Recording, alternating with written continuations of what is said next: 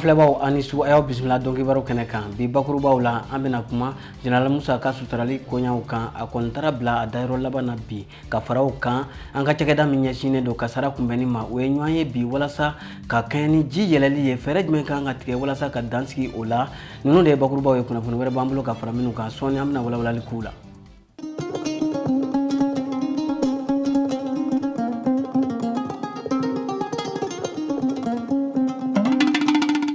An ka jamana jiriba min binna tarata tɛmɛnen septembre kalo tile 15 ni o ye General Musa Tarawele ye a ka sukoya kɛnɛ kɔni sigira génie militaire la bi walasa ka tasibila kɛ ka ɲɛsin a ma maa caman kun b'a kɛnɛ kan min ni min kɛra kɛnɛ kan Awa Adama Kulubali kun bɛ Nef TV tɔgɔ la a bɛna o lakɔle an ye. Ka bɔ Sebetu Kayi mara kɔnɔna la General Musa Tarawele tun ye Mali jamanakuntigi kɔrɔ ye farafansiyaliya la ɲɛma filanan Mali marali la. San 23 Mali jamanakuntigiya kɔfɛ General Musa Tarawele ka fanga dafirila tarata don avril kalo tile 26 san 1991 waati kɛlɛkɛfini tabaw fɛ n'o ɲɛmaya tun bɛ General Amadu Tumani Ture bolo. O min kɔfɛ a ye waati kɛ kaso la a ka kiri tigɛlenw kɔfɛ Jani Alpha Umar Konare kana k'a makoto. Kabini o tuma fo kana se bi ma General Musa Tarawele tun bɛ Mali kɔnɔ a sigiyɔrɔ tun bɛnnen bɛ Jikɔrɔ ni Para ma a tun bɛ o sigi in de la ni tarata don septembre kalo tile 15 san 2020 Ala ka wele sera a ma a ka du kɔnɔna la. Musa a kɔni taara mais a tɔw bɛ yan ko ziraba binna cogo cogo ni ziraba binna ko kɔnɔw bɛ yɛlɛ a la o de kɛra bi. I n'a fɔ an ka jamana mɔgɔba bɛɛ bɛ bilasira togoya min na General Musa Tarawele ka tasibila labanw kɛnɛ sigira CNSP maaw fɛ bi juma septembre kalo tile 18 génie militaire mɔgɔw ka marifa tayɔrɔ kɛnɛ sanfɛ n'a bɛ wele ko place d'armes base A kɔnɔna la. Nous vous prions de bien vouloir vous lever pour saluer l'arrivée de la dépouille mortelle.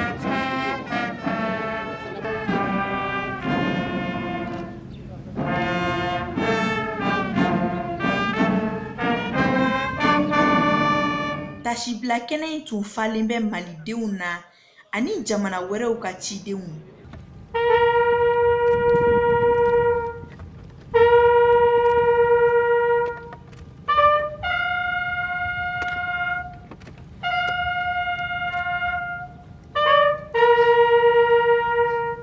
K'a ta jamanakuntigi kɔrɔw, minisiri kɔrɔw, Musa Tarawele jɛɲɔgɔnw, a ka denbaya fo ka taa se a kanubagaw ma.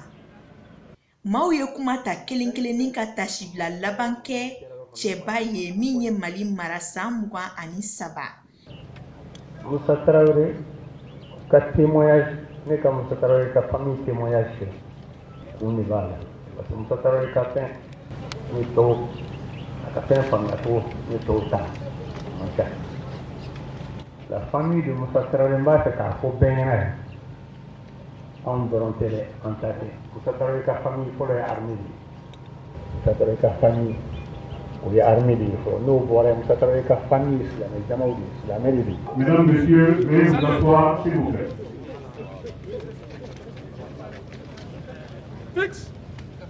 O tɛmɛnen kɔfɛ kɛlɛkɛfini tabaw ye tasibila taama kɛ a tɔgɔ la.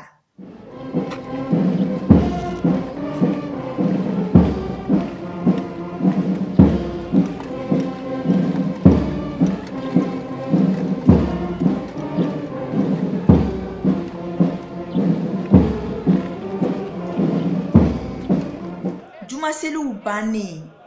jama jɛra ka seli fure kan ni ka sɔrɔ ka a sɛnsɛn ka taa a dayɔrɔ laban na. Mon père est du 1er septembre 1936. Musa Tarawele est du 25 septembre 1936. Tile 24 de b'u ni ɲɔgɔn cɛ. N'a ni Musa n'u ye ɲɔgɔn ye u bɛ ɲɔgɔn kɔli minɛ de u bɛ ɲɔgɔn sama de. Même en 2017 tout près ne dɔgɔkɛ bannen accident na il était juriste à l'USAID. Musa Tarawele il a envoyé 25 000 francs aux familles ka yafa ma k'a ka état ta cogo la kosɛbɛ. Donc fɛn min ye Musa ko ye ni Musa banna ta ka sɔrɔ anw ma se yan an ka mɔgɔ si ma se yan jalaki b'a la. Alhamdulillah Musa Tarawele ala y'a kanu don ne la kan do an ka dugumɔgɔw la ala an ka dugumɔgɔw bɔra ka na ya jɛnajɛ la a bɛɛ se ka kuma yɔrɔ sɔrɔ ala ni Musa Tarawele kanu min b'an na fɛ ne yɛrɛ ye nin mɔden nin wolo k'a tɔgɔ da Musa Tarawele i y'a faamuya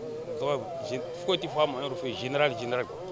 bon alhamdulillah fɛn min y'o kɛ o ye kanu ye Musa a ye silamɛya kanu an ka dugu aya sisan ko ɲɔntɛ fɔlɔ lamini bɛɛ tun b'a dɔn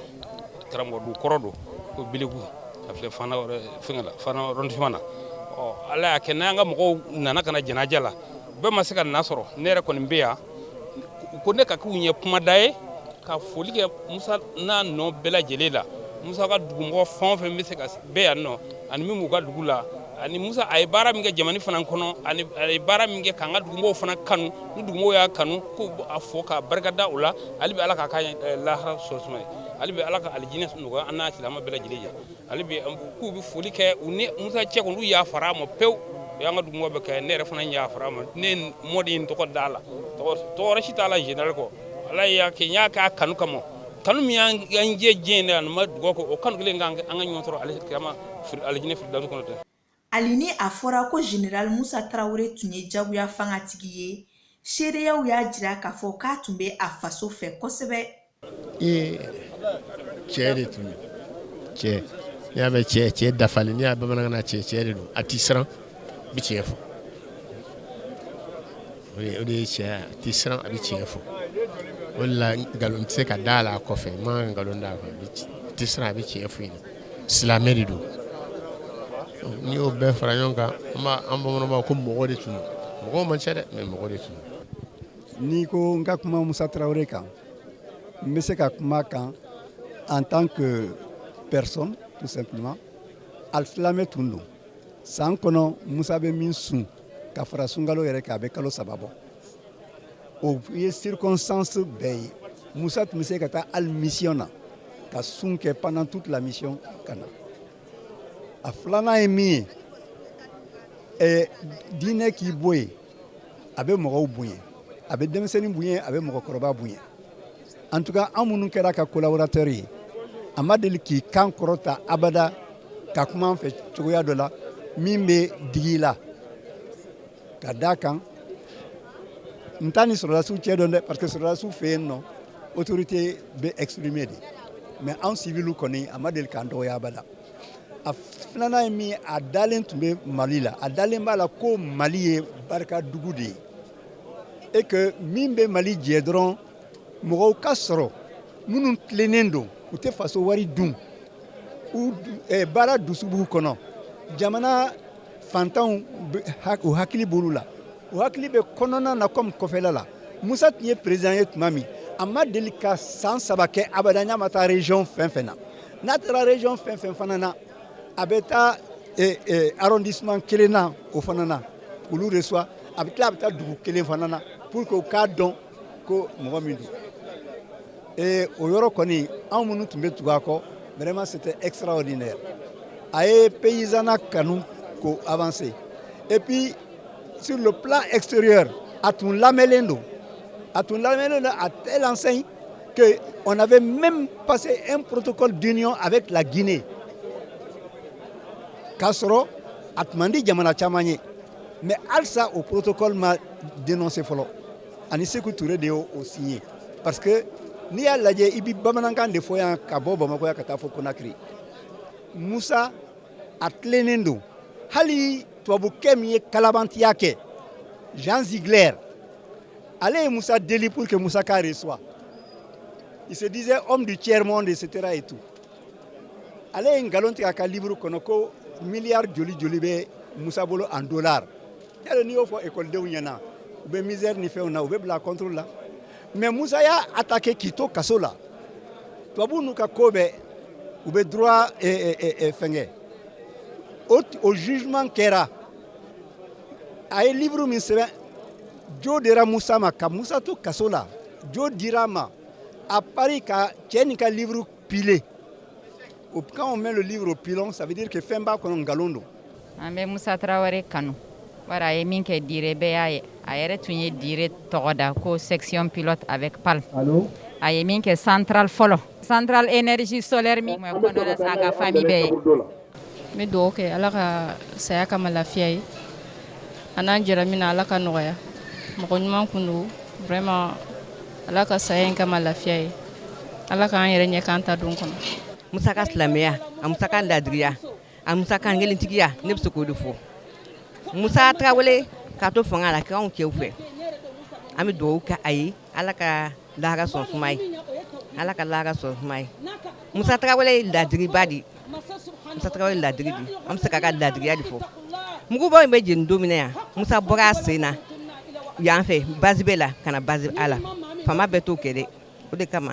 an bɛ dugawu k'a ye ala ka hinɛ an na. Ne bɛ ala fo ka kira fo k'a barika da ni y'anw bɛɛ lajɛlen bɔlen ka ti yan ka se yan bi o ye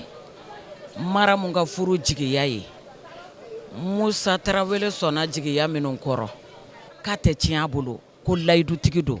ka ti bɛɛ lajɛlen Musa buranw a nimɔgɔmusow a kanimɛnw a n'a yɛrɛ musow u bɛɛ lajɛlen ka foli de don. Bamananw ɲumanna ko dugu maakɔrɔbaw de ye yiribaw ye yiriba minnu n'u ɲɔgɔn sɔrɔ man di. Musa Tarawele ale fɛnɛ tun ye an ka ba Maliba yiri belebele dɔ ye maabaw tun bɛ taga ladilikan ɲini maa min fɛ. Saya kɔni y'an bɛɛ jɛ an bɛɛ bɛ taa ne yɛrɛ min an bɛ sa o mais ale kɔni ka saya kɔni tiɲɛ yɛrɛ la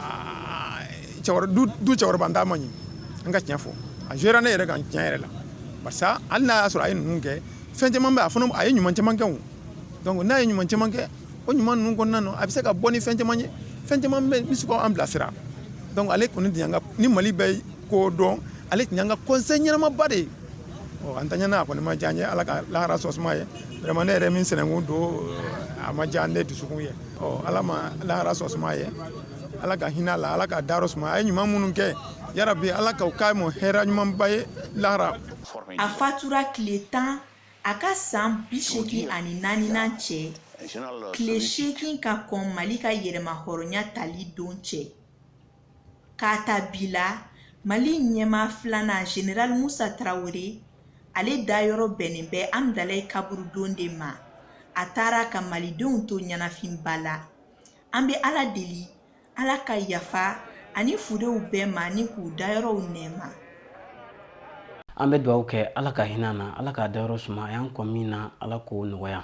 ni o tɛmɛna ka bɔ yen an ka jamana cakɛda min kɔni ɲɛsin bɛ faratikow ani kasarakow kunbɛnni ma u ye ɲɔgɔn ye kɛ bi u jabala la walasa ka hakili jagabɔ kɛ ka kɛɲɛ ni ji kɔni yɛlɛli ye fɛɛrɛ jumɛn ni jumɛn kan ka tigɛ walasa tiɲɛni kana bonya an ka jamana kɔnɔna na a kɛnɛ kan an ka kunnafoni na Aminata Daɲɔ ani a ka jatala Umar Tarawele kun bɛ u y'an sama min na an ka ɲɛmadaw fɛ. San o san samiyɛ na ji bɛ tiɲɛni kɛ an ka jamana fan dɔw la sanji cayara o a ma caya sabula ko ji tɛ a taasira bila san k'o jizo bi sɔgɔmada in na sanjiko kɔlɔsiliko ɲɛmaayaso min bɛ an ka jamana kɔnɔ olu kɔni y'a yira k'a fɔ ko ji bɛ se hakɛ mun ma n'a bɛ tiɲɛni kɛ ko bɛrɛ ni fosi tɛ o jɛ o de la u ye nin ɲɔgɔn ye balalen karaba. Plateforme de ye tɔn ye jamana ye min sigi sen kan ni kasara bɛ na a kɛra kasara suguya o suguya ye tɔn in de bɛ ɲɔgɔn ye ka hakilina faliw kɛ kasara in a bɛ se ka kunbɛn cogo min n'a y'a sɔrɔ kasara yɛrɛ nalen don fɛɛrɛ jumɛn bɛ se ka tigɛ yaasa adamadenw u ni an'u bolofɛnw ani sigida yɛrɛ bɛ se ka lakana cogo min o ye tɔn in ka baara de ye donc comme protection civile de ye tɔn in ɲɛmɔgɔ ye ayiwa an ye kibaruya sɔrɔ ka bɔ hydraulique yɔrɔ n'olu bɛ kibaruya de jiko kan k'a fɔ ko jiw u hakɛ bonyana nin wagati in na kosɛbɛ a bɛ nin ka se yɔrɔ la yɔrɔ min n'a ser'o la tiɲɛli barika bɛ bonya yɔrɔw la donc ji niveau ser'o hakɛ la o la an ye an baarakɛɲɔgɔn ninnu wele n'o ye plateforme mɔgɔw ye pour que an ka se ka kunnafoni di ɲɔgɔn ma ani mun de kan ka kɛ walasa ji yɛlɛni a kasara bɛ dɔgɔya adamadenw n'u bolofɛnw ani sigida yɛrɛ kan. Donc an ye réunion provoqué protection civile ka hukumu kɔnɔ pour que k'a lajɛ an bɛ se ka fɛɛrɛ jumɛn de tigɛ pour que ji min bɛ ka na ou bien samiyɛ min bɛ ka ɲɛ a kɔlɔlɔ kana se mɔgɔw ma bon n'a kɔlɔlɔ sera yɔrɔ min an bɛ se ka mun de kɛ pour que ka se ka mɔgɔw dɛmɛ k'u ni lakana ka bolofɛnw lakana pour que a kana se ka dugu la donc lajɛ kun y'o de ye an profitera fana ka kunnafoni jɔnjɔn di service technique bɛɛ ma partenaires ani fɛn o fɛn min bɛ baara kɛ inondation hukumu kɔnɔna na ka information ɲɛnaman d'u ma pour que u ka se ka mɔgɔw ladɔnniya ka se ka mɔgɔw ladi u ka se ka comportement changer inondation kana kɛ kasara ye mɔgɔw bolo. Baara o baara ni kunnafoni ni ladɔnniyali bɛ a la o baara bɛ taa ɲɛ o de la kabini ɲinɛ samiya ma daminɛ Mali météo ye maaw la faamuya ɲinɛ samiya taabolo kan ani ji tiɲɛli bonya kan. An ta ye information an bɛ information di mun de tan kuma la san bina san tina o de y'an ka baara ye donc mi réunion an y'o de kuma fɔ a la an ka baara ye an bɛ se ka mun kɛ dɛmɛ na an y'o fɔ a b'a dɔn information c'est important. Aujourd'hui u y'a mɛn ko baji bɛ yɛlɛ san bina protection mɔgɔw olu ka baara ye ka mɔgɔ sauver ou bien ka comment on appelle couverture ni dɛmɛ ninnu ka di mɔgɔw ma donc information min b'u bolo u bɛ t'u préparer ni fɛn na u bɛ taa di mɔgɔw ma. Kasara tɛ se ka bali nka dɔ bɛ se ka bɔ a la o de la ni kasara nana développement social maaw de bɛ wele ka se ka na dɛmɛ don kasaratɔ ninnu ma ka u ɲɛji cɛ sanni waati cɛ. Bamako ka niveau pour que tiɲɛ kala kɛ o ye 380 donc sɔgɔmada in na effectivement an bɛ 376 la o kɔrɔ 4 cm dɔn de b'a jɛ pour que a ka se 380 la donc n'a sera 380 ma donc mɔgɔw ninnu mun bɛ b'a da la a bɛ sɔn ka kɔlɔlɔ se olu ma donc o de kosɔn bi an ye ɲɔgɔn ye pour que an ka kuma ka kunnafoni di mɔgɔw ma pour que bɛɛ k'i yɛrɛ kɔlɔsi parce que sisan ji a fanga ka bon donc denmisɛn ninnu ani bagan ninnu u kan ka kɔlɔsi kosɛbɛ o kɔfɛ donc an y'a fɔ ɲɔgɔnya an ye min kɛ bi fana a kan ka continuer walasa mɔgɔ ninnu u kan ka kunnafoni sɔrɔ tuma bɛɛ donc o sen fɛ donc service ninnu ani humanitaire ninnu vraiment an kan ka tɛgɛ di ɲɔgɔn ma pour que kɔlɔlɔ ninnu kɔlɔlɔ mun kan ka bɔ ji yɛlɛnni na vraiment a kana tiɲɛli kɛ mɔgɔw ma. Bɛɛ lajɛlen jɔyɔrɔ ka bon kasara kunbɛli ni a dɔgɔyali la kɛrɛnkɛrɛnniyala sigida marabaw n'o ye maires ye o de la wele bilalen don u bɛɛ lajɛlen ma ni baara in kama. Baara jumɛn kan ka kɛ yaasa ka an kisi ji ka tiɲɛniw ma o baaraw fanba ye min ye o ye kunbɛnni de ye o ye ka kasara kunbɛn n'an b'a fɔ o ma sensibilisation hakili la an ye caman kɛ o la depuis samiya ma don wa hali samiya donnen fana sensibilisation ninnu continuera. A y'a ye aw ye président mɔgɔ caman ye Mali fantan naani na u sera maires ma ka dugu denmisɛnw fara ɲɔgɔn kan yaasa ka wuluwuludigɛw labɔ ka fossés labɔ ani ka a ɲini mɔgɔw fɛ u kana ji tɛmɛsiraw u kana ɲaman bila ji tɛmɛsiraw la baara in nabolow ka ca maires jɔyɔrɔw b'a la bɛɛ jɔyɔrɔ b'a la o baaraw tora sen na depuis samiya ma don fɔ sisan ji niveau yɛlɛnnen in fana na aw y'a ye an ye mɔgɔw la dɔnniya an ye communiqué kɛ a bɛ k'a fɔ kan bɛɛ lajɛlen na walasa minnu sigilen don jidaw la ayiwa u ka wuli ka bɔ yen sabu ji a bɛ se ka bala ka na sufɛ a bɛ se ka bala ka caya yɔrɔnin kelen donc fura min b'o la o de ye mɔgɔw ka wuli ka bɔ ji tɛmɛsiraw la an y'a ɲini maires fɛ maires ka nin baara in nɔgɔya u ka yɔrɔ ɲini minnu bɛ jida la n'u wulila u bɛ se ka taa bila yɔrɔ min na nin wagati in na donc o baaraw bɛ sen na ni ji yɛrɛ fana sera minnu ma protection civile an bɛ wuli ka taa olu bɔ ji la n y'a fɔ cogo min an n'an baarakɛɲɔgɔn tɔw n'o ye développement social ye n'o ye kɛnɛya tigilamɔgɔw ye ani mairie mɔgɔw pour que adamaden ninnu bɛ se ka kisi cogo min ani u bolofɛnw. Bɛɛ lajɛlen ka kan ka i janto i yɛrɛ la ji ka tiɲɛni kunbɛli kama sango maa minnu bɛ badingɛ kɔnɔnaw la ani kulu jukɔrɔlaw la.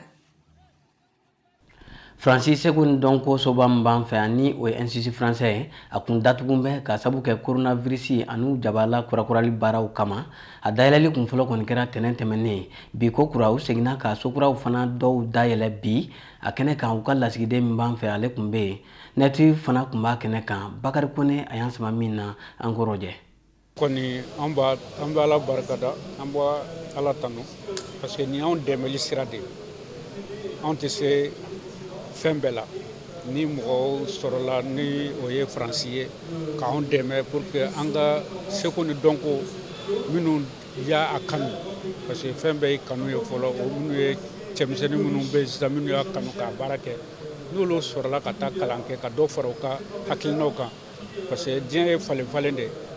i bɛ fɛn dɔ dɔn mais mɔgɔ wɛrɛ bɛ fɛn wɛrɛ dɔn olu faransi n'i y'a filɛ bi ani tubabu jamana caman na olu b'anw ɲɛ ko caman na